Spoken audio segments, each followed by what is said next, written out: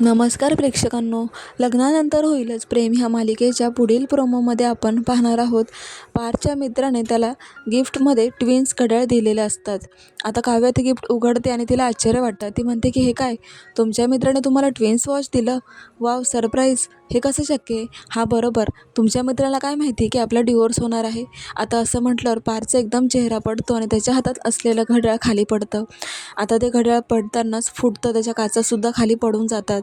आता काव्याला खूप वाईट वाटतं, कारण पार्थला त्यांच्या मित्राने दिलेलं गिफ्ट आपण तर तोडून टाकलं. ती म्हणते की सॉरी पार्थ, माझा असा हेतू नव्हता, तुमचं घड्याळ तर मी तोडलं.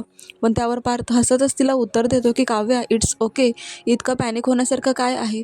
अगं, गोष्ट जर दुरुस्त करण्याची ठरवली ना, तर ह्या प्रमाणे वस्तू दुरुस्तही होतेच. असं म्हणून तो काव्याला जाणीव करून देतो की आपलंही नातं हळूहळू दुरुस्त होणार आहे. त्यामुळे काव्या खूप प्रेमाने पार्थकडे पाहू लागते. पाहायला विसरू नका. लग्नानंतर होईलच प्रेम अशाच डेली प्रोमोसाठी चॅनलला सबस्क्राईब करा. धन्यवाद.